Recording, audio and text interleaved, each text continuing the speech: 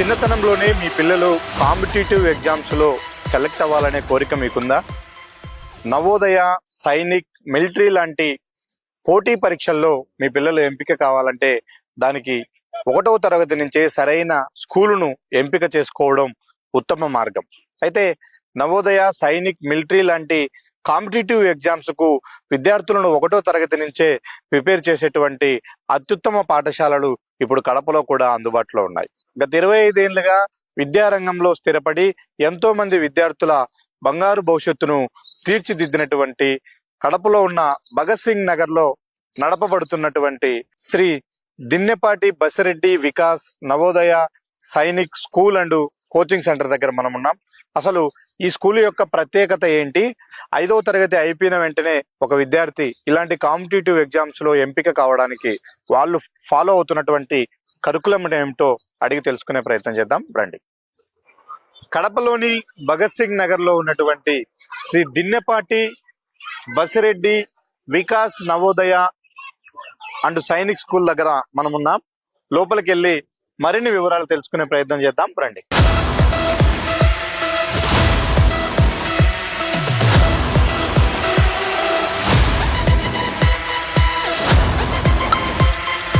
ప్రస్తుతం మనం శ్రీ దిన్నెపాటి బసిరెడ్డి వికాస్ నవోదయ అండ్ సైనిక్ స్కూల్లో ఉన్నాం. స్కూల్ కరస్పాండెంట్ దిన్నెపాటి బసిరెడ్డి మనతో ఉన్నారు. ఆయన అడిగి తెలుసుకుందాం.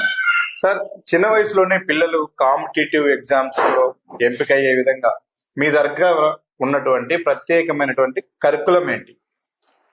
మనం ఏంటంటే కోచింగ్ లో పిల్లలకి స్టార్టింగ్ నుంచి వాళ్ళకు మ్యాథ్స్ బేసిక్స్, ఇంటెలిజెన్స్, జీకే వాటిపైన పూర్తి అవగాహన, ఎక్స్పీరియన్స్ కలిగిన టీచర్లు, మేము ఓన్గా ప్రిపేర్ చేసుకునేటువంటి మెటీరియల్ దానికి మెయిన్, మా రిజల్ట్కి వచ్చేదానికి మెయిన్ కారణం.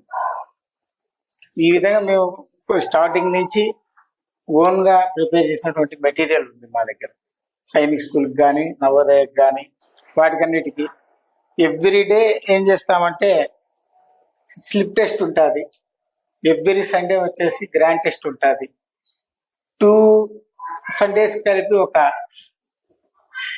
టోటల్ సిలబస్ పైన వాళ్ళకి టెస్టులు అన్ని కనెక్ట్ చేసుకుంటూ వాళ్ళకు ఏ రేంజ్ లో ఉండారో పిల్లలు, కూడా ఉన్నటువంటి పిల్లలకి ఏ విధంగా అయితే వాళ్ళు మళ్ళీ ముందు తీసుకొని పోయేదానికి వాళ్ళు ఎక్కడెక్కడ డ్రాబ్యాక్ చేస్తారో వాటన్నిటికీ మళ్ళీ స్పెషల్ టీచర్స్ వేసి వాళ్ళందరినీ పికప్ చేసుకుంటూ తీసుకొని పోవడం వల్ల మాకు బాగా రిజల్ట్ వస్తుంది. సార్, దీనికంటే ముందుగా ఇప్పటికీ చాలా మంది తల్లిదండ్రుల్లో నవోదయ గాని, సైనిక్, మిలిటరీ ఈ కాంపిటేటివ్ ఎగ్జామ్స్ గురించి తెలియదు. నిజంగా వాళ్ళు 5th క్లాస్ తర్వాత ఈ ఎగ్జామ్స్ లో ఎంపికైతే ఆ పిల్లల భవిష్యత్తు ఎలా ఉంటుంది? దీనిపైన మీరేమంటారు సార్? ఇప్పుడు 5th క్లాస్ లో సైనిక్ స్కూల్ కానీ, మిలిటరీ స్కూల్ కానీ సెలెక్ట్ అయినటువంటి పిల్లలు ఎన్డీఏకి పోయేదానికి మంచి హోప్స్ ఉంటాయి. ఎన్డీఏ ఛాన్స్ మిస్ అయినటువంటి పిల్లలు గ్రూప్స్ కి ప్రిపేర్ కావడానికి చాలా బాగా ఉపయోగపడతారు. అంతేకాకుండా ఎక్కువ మంది పిల్లలు స్ట్రెస్ గురయ్యి ఐఐటి వాటిల్లో ఫౌండేషన్ కోర్సెస్ లో ఐఐటి తీసుకుంటా స్ట్రెస్ గురయ్యి ఉన్నటువంటి పిల్లలు చాలా మంది మనం చూస్తూ ఉంటాం కార్పొరేట్ వాటిల్లో వీటిల్లో. అయితే సైనిక్ స్కూల్లో అంత స్ట్రెస్ అయితే ఉండదు. ఇప్పుడు నా దగ్గర నుంచి సెలెక్ట్ అయినటువంటి పిల్లలు దగ్గర దగ్గర 160 అబోవ్ ఉన్నారు. సైనిక్ స్కూల్ సెలెక్ట్ అయినటువంటి పిల్లలు వాళ్ళందరూ కూడా బయటకు వచ్చి ఎన్డీఏకి పోయే వాళ్ళు ఎన్డీఏకి వెళ్ళారు. ఎన్డీఏ రానట్టు వాళ్ళందరూ కూడా ఈజీగా ఐఐటి సీట్స్, మెడిసిన్ సీట్లు కొట్టేసి వాళ్ళ లైఫ్ లో బాగా సెటిల్ అయి ఉన్నారు. ఏ ఒక్కరు కూడా సైనిక్ స్కూల్ పోయినటువంటి పిల్లలు ఫెయిల్యూర్ అంటూ లేదు. 100% సక్సెస్ అయ్యారు. వాళ్ళకి ఈజీ అనమాట. ఐఐటి మెడిసిన్ అనేది సైనిక్ స్కూల్లో చదివినటువంటి పిల్లలకి చాలా ఈజీ. అంటే మామూలు స్కూళ్ళలో చదివే వాళ్ళకంటే సైనిక్ స్కూల్లో ఇటు చదివే వాళ్ళ యొక్క విద్యా విధానమే వేరుగా ఉంటుంది. మెంటల్లీ డిఫరెంట్ గా ఉంటుంది. అంతేకాకుండా వాళ్ళకి ఏ చిన్న సమస్యలు వచ్చినా ఇప్పుడు మన కార్పొరేట్ స్కూల్స్ లో కానీ, మిగతా స్కూల్స్ లో కానీ చూస్తూ ఉంటాం. ఆత్మహత్యలు అనేవి చాలా ఎక్కువ ఉన్నాయి. పిల్లలు ప్రతి చిన్నదానికి చనిపోవడం, వాళ్ళ ఓన్ డెసిషన్ తీసుకోలేకపోవడం, ఇలాంటివన్నీ ఉంటాయి. కానీ సైనిక్ స్కూల్లో వచ్చినటువంటి పిల్లలకు అలాంటి సమస్యలు అన్నిటికీ లేవు. వాళ్ళని ఎత్తుకొని పోయి మీరు ఒక 10 days ఫారెస్ట్ లో వేసినా కూడా మళ్ళీ ఇంటికి తిరిగి వచ్చేటటువంటి గట్స్ అనేటివి వాళ్ళకు ఉంటాయి. వాళ్ళకి చాలా ఈజీ అనమాట. ఐఐటి కొట్టడం కానీ, మెడిసిన్ కొట్టడం కానీ స్ట్రెస్ లేకుండా చదువుకొని వచ్చింటారు. అంతేకాకుండా నా స్టూడెంట్స్ అయితే ఐఐటి కొట్టి జాబ్ చేస్తూ గ్రూప్స్ కి ప్రిపేర్ అవుతున్నారు, గ్రూప్స్ జాబ్స్ కొట్టాలని చెప్పేసి. సరే, ఇలాంటి ఈ మధ్య కాలంలో కొంత అవగాహన పెరిగింది వీటిపైన. సైనిక్ స్కూల్స్ కానీ కోచింగ్ సెంటర్స్ కానీ అదే రేంజ్ లో వస్తూ ఉన్నాయి కొత్తగా. వాటన్నిటితో కంపారిజన్ చేస్తే మీ దగ్గర ఉన్నటువంటి ప్రత్యేకతలు ఏంటంటే ఏం చెప్తారు? మా దగ్గర ప్రత్యేకతలు అంటే మేము 25 years నుంచి ఒక డిసిప్లైనెడ్ గా ఒక మెటీరియల్ కానీ ఎగ్జామ్ క్వశ్చన్ పేపర్స్ కానీ టీచింగ్ చేసే విధానాలు కానీ చాలా వరకు డెవలప్ చేసుకున్నాము. అవే మమ్మల్ని ఇప్పటికి కూడా నెంబర్ 1 స్థానంలో పెడుతున్నాయి. మా మెటీరియల్, మా క్వశ్చన్ పేపర్స్ మేము, ఎందుకంటే దాంట్లో ఎక్కువ మెయిన్ పార్ట్ టీచ్ చేసేది మేమే అనమాట. నేను, మా మిస్సెస్ శివకళ గారు. కాబట్టి మాకు చెప్పడం వల్ల ఎక్స్పీరియన్స్ కూడా బాగా పెరిగింది. ఏ ఇయర్ ఆ ఇయర్ అప్డేట్ అవుతూ ఉంటాం. దానివల్ల మాకు మంచి రిజల్ట్ వస్తుంది. సార్, నేను మీ పాంప్లెట్ ఒకటి చూశాను, తరగతికి 30 మంది మాత్రమే అనే ఒక పాయింట్ చదివా. అంటే ఇప్పుడున్న కాలంలో స్కూల్లో ఎంతమంది పిల్లలు చేరితే అంత మనీ ఏం చేయొచ్చు, మనం డబ్బులు వస్తుందని సెక్షన్స్ పెట్టి ఎక్కువ మందిని ఒకే రూమ్ లో పెట్టి విద్యాబోధన చేస్తాం. ఇదేంటి సార్, క్వాలిటీ ఇక్కడి నుంచే మొదలవుతుందా, తరగతికి ఇంత మంది అనే పాయింట్ దగ్గర నుంచే? మామూలుగా మనీ మైండెడ్ గా అయినంటే ఈ పాటికి తిన్నపాటి ఫెసిలిటీ ఎంతో సంపాదించేవాడు. ఓన్లీ ఒక సోషల్ సర్వీస్ కోసం అని చెప్పేసి ఈ ఫీల్డ్ లోకి వచ్చాం. మిగతా స్కూల్స్ వాళ్ళు అందరూ కూడా, చాలా స్కూల్స్, అందరికి స్కూల్స్ ఉన్నాయి, దాంతోపాటు నాకు స్కూల్స్ ఉన్నది. నేనేంటంటే 100% పిల్లలకి శిక్షణ ఇచ్చి నవోదయకి పంపించేస్తున్నాం. అందరి మాదిరి మా దగ్గరే పెట్టుకునేసి మేమే 10th క్లాస్ వరకు మా దగ్గరే పిల్లలు ఉండాలనేది మా కాన్సెప్ట్ కాదు కాబట్టి నేను ఈరోజు ఈ పొజిషన్లో ఉన్నాను. లేదంటే ఇంకా ఎక్కువ డబ్బులు సంపాదించుకుంటాను. ఎందుకంటే కార్పొరేట్ వాళ్ళు కానీ మిగతా స్కూల్స్ వాళ్ళు కానీ ఏంటంటే ఒక పిల్లడు మా దగ్గర అడ్మిషన్ అయితే వీడు 10th వరకు మా దగ్గర ఉండాలనే ఆలోచనతోనే ఉంటారు. మేము అలా ఆలోచించలేదు. మా దగ్గర జాయిన్ అయినటువంటి పిల్లడు 5th క్లాస్లోనే వాడు టాపర్ అయితే నవోదయక, సైనిక్ స్కూల్కా, మిలిటరీ స్కూల్కా పోయి వాళ్ళు అక్కడ మంచి విద్యను అభ్యసించాలనేది మా కాన్సెప్ట్. ఎందుకంటే పేద ప్రజలకు కూడా ఉచిత మంచి విద్యను అందించాలన్న కాన్సెప్ట్ తో పెట్టినటువంటి స్కూలే. 25 years నుంచి ఇదే సర్వీస్ చేస్తున్నాను నేను. ఎంతో మంది పిల్లల్ని నవోదయ స్కూల్లో పంపించాను, సైనిక్ స్కూల్కి పంపించాము, మిలిటరీ స్కూల్కి కూడా పంపించడం జరిగింది. సార్, ఈ 25 ఏళ్ల మీ స్కూల్ ప్రయాణంలో ఎంతమంది పిల్లలు ఈ యొక్క 3 కాంపిటేటివ్ ఎగ్జామ్స్ లో మీ దగ్గర సెలెక్ట్ అయ్యారంటే మీ దగ్గర?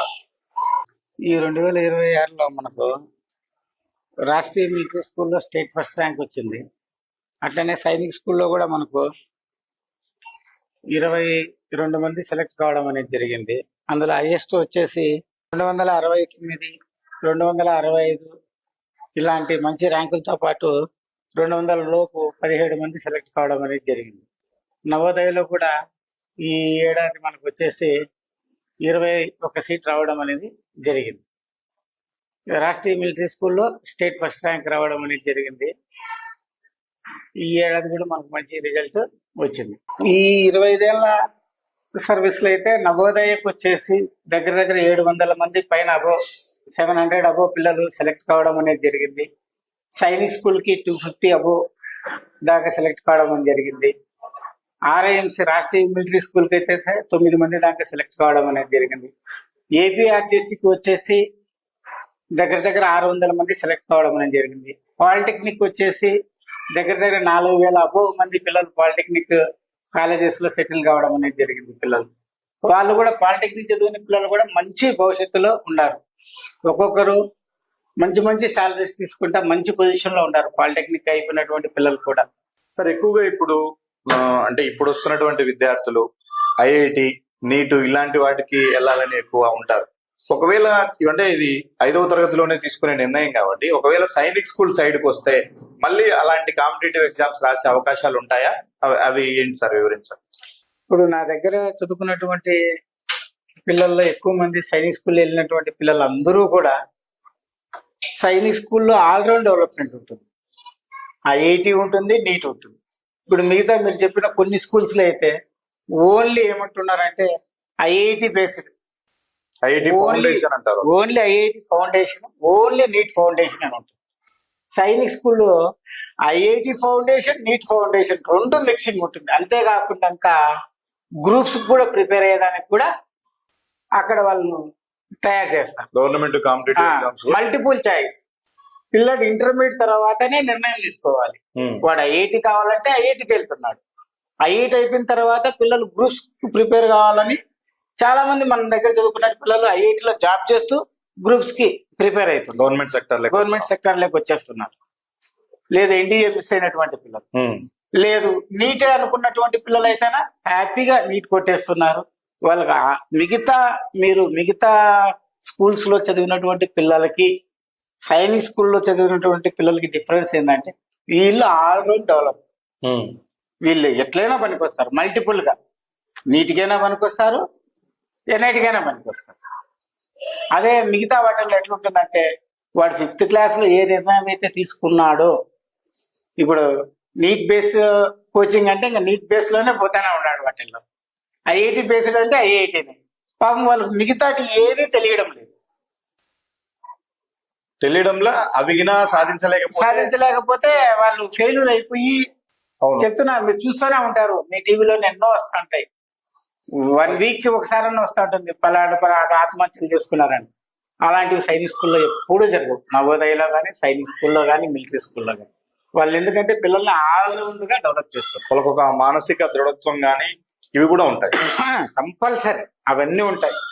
అలాంటివన్నీ మనము ప్రొవైడ్ చేయాలనే ఒక కాన్సెప్ట్ తోనే, పేద పిల్లలకు అట్లాంటివన్నీ ప్రొవైడ్ చేయాలనే ఒక కాన్సెప్ట్ తోనే స్టార్ట్ అయినటువంటి coaching centre Sri Dinnepati Basireddy Vikas coaching centre.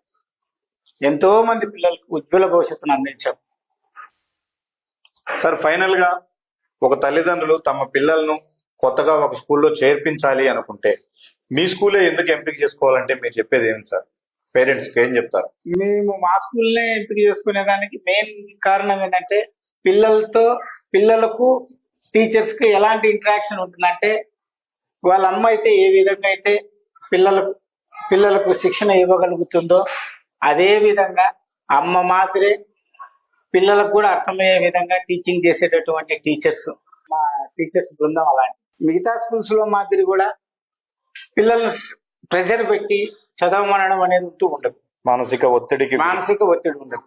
నా 25 years నుంచి నేను నమ్మిన సిద్ధాంతం ఒకటే, క్రమశిక్షణ ఉంటే ఖచ్చితంగా చదువు దానంతకు అదే వస్తుంది అన్న ఒక్క కాన్సెప్ట్ తోనే మా స్కూల్ అనేది మూవ్ అవుతాము.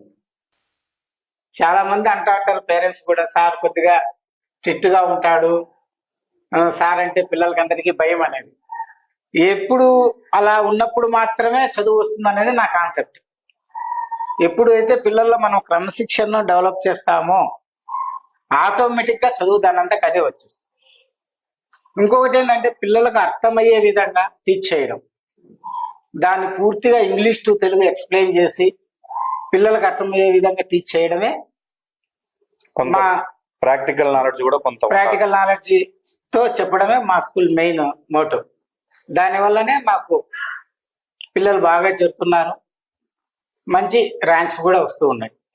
దిన్నెపాటి బసిరెడ్డి వికాస్ నవోదయ అండ్ సైనిక్ స్కూల్ యొక్క కోఆర్డినేటర్ మనతో ఉన్నారు. మేడం, ఇక్కడ ఉన్నటువంటి ప్రత్యేకతలు మీ పాయింట్ ఆఫ్ వ్యూలో ఏంటంటే ఏం చెప్తారు? అంటే సార్, మా స్కూల్లో వచ్చేసి మేము మెయిన్ స్కూల్ పెట్టడం వచ్చేసి ఫస్ట్ క్లాస్ నుంచి మా పిల్లలు కేరింగ్ ఎక్కువ. సైనిక్ స్కూల్కి బేసిక్స్ ఫస్ట్ క్లాస్ నుంచే బేసిక్స్ వేసుకొని డైలీ ఏ స్కూల్లో లేని విధంగా డైలీ సబ్జెక్ట్ వైజ్గా డిక్టేషన్ పెట్టించి టీచర్స్తో ప్రాక్టీస్ చేపించి పిల్లలతో బేసిక్స్ ఫస్ట్ క్లాస్ నుంచే బేసిక్స్ వస్తే 5th క్లాస్లో పిల్లవాళ్ళు సఫర్ కాకుండా వాళ్ళు చాలా ఉపయోగపడతారు సైనిక్ స్కూల్కి, నవోదయకి అనే కాన్సెప్ట్తో మేము స్కూల్ ఫస్ట్ క్లాస్ నుంచి స్టార్ట్ చేసాం సార్. ఏ స్కూల్లో కూడా డిక్టేషన్కి సపరేట్గా బుక్ అనేది పెట్టరు. మేము దాన్ని కండక్ట్ చేసేసి టీచర్స్తో డైలీ ఎగ్జామ్స్ పెట్టించేసి పేరెంట్స్ వీక్లీ ఫీడ్బ్యాక్ రాపించుకొని వాళ్ళు ఏ సబ్జెక్ట్లో అయితే వెనకబడి ఉంటారో పేరెంట్స్ కూడా సలహాతో అబ్జర్వ్ చేస్తారు. పేరెంట్స్ ఇంటి దగ్గర వీక్లీ సండే పేరెంట్స్ ఫీడ్బ్యాక్లో రాపించుకొని ఎవ్రీ మండే నేను సైన్ చేసి ఫీడ్బ్యాక్ ఏ విధంగా ఉంది అనేసి టీచర్స్కి ఒక అవగాహనతో మేము ముందుకెళ్తున్నాం సార్. ఆ ప్రయోజనం వల్ల మాకు 5th క్లాస్లో చాలా ఉపయోగకరంగా ఉంది. వేరే స్కూల్ పిల్లలతో మా స్కూల్ పిల్లలు పోల్చినప్పుడు రాయడం కానీ చదవడం కానీ బాగా ఉంది అని పేరెంట్స్ చాలా తల్లిదండ్రులు మాకు వచ్చి డైరెక్ట్గా చెప్పడం అనేది ఉంది. ఆ చెప్పినప్పుడు మాకు చాలా సంతోషం అనిపించింది సార్. ఎంతమంది పిల్లలు మొత్తం మీ దగ్గర చదువుకుంటున్నారు? ఇప్పుడు ప్రజెంట్ అయితే ఒక 200 మెంబర్స్ పిల్లలు మన దగ్గర చదువుకుంటున్నారు సార్. ఇది గర్ల్స్ హాస్టల్. ఫర్ రూమ్ కి వచ్చేసి ఒక 8 మెంబర్స్ ఉంటారు పిల్లలు. 20/22 గర్ల్స్ హాస్టల్. దీంట్లో ఒక రూమ్ కి వచ్చేసి 28 మెంబర్స్ ఉంటారు పిల్లలు. ఫ్యాన్స్, మస్కిటోస్ రాకుండా నెట్ విండోస్ ఉంటాయి. ఇంకా దీనికంటే ఇంకా చిన్న చిన్న ఒక 4 మెంబర్స్ ఉండేదానికి కూడా అమ్మాయిలకి సపరేట్ రూమ్స్ ఉన్నాయి. అవి చూపిస్తారండి. ఒక 4 మెంబర్స్ అట్లా పిల్లలు ఫ్రీగా ఉండి వాళ్ళు ఉండేదానికోసం ఈ 4 మెంబర్స్ ఉండే వాటికి కూడా చిన్న చిన్న కార్డ్స్ పెట్టేసి ఇలాంటి రూమ్స్ కూడా ప్రొవైడ్ చేసాం వాళ్ళకి. ప్రతి రూమ్ కు ఏముంటుందంటే మస్కిటోస్ రాకుండా 3 ట్రాక్ విండోస్ ఉంటాయి. ఇప్పుడు మనం ముఖ్యంగా చెప్పుకోవాల్సింది ఏంటంటే మన హాస్టల్లో ఉన్నటువంటి డైనింగ్ హాల్ చాలా నీట్ గా ఉంటుంది. పిల్లలకి ముఖ్యంగా అన్నం విలువ తెలియజేసే దానికోసం ఈ ఫ్లెక్సీని కూడా ఏర్పాటు చేయడం అనేది జరిగింది. అన్నం చాలా విలువైనది. అన్నం పరబ్రహ్మ స్వరూపం అని చెప్పేసి శివుడు అట్లాంటి వాడే పార్వతీదేవి దగ్గర అన్నం భిక్షం అడిగి పెట్టించుకుంటున్నాడు. కాబట్టి పిల్లలు అన్నాన్ని వృధా చేయకూడదన్న ఒక కాన్సెప్ట్ తో ఇది పిల్లలకు సులభంగా అర్థమయ్యే విధంగా దీన్ని ఇక్కడ అరేంజ్ చేయడం జరిగింది. స్టార్ట్ చేయండి ప్రేయరు.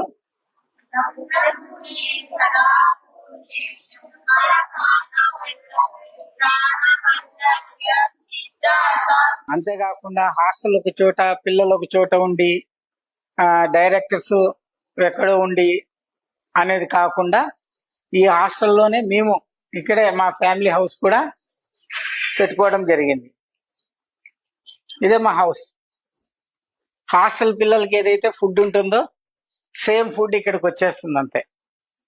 Only 1 kitchen. ఇక్కడ మేము ఫుడ్ చేసుకోవడం, హాస్టల్ పిల్లలు ఏదైతే తింటున్నారో అదే ఫుడ్ మేము తినడం జరుగుతుంది. చాలా హాస్టల్స్ లో చలికాలం వస్తే హాట్ వాటర్ ప్రొవైడ్ చేయాలంటే చాలా కష్టంగా ఉంటుంది. అందుకని చెప్పేసి మనం ఇక్కడ పెద్ద సోలార్ వాటర్ కూడా ప్రొవైడ్ చేసాం పిల్లలకి.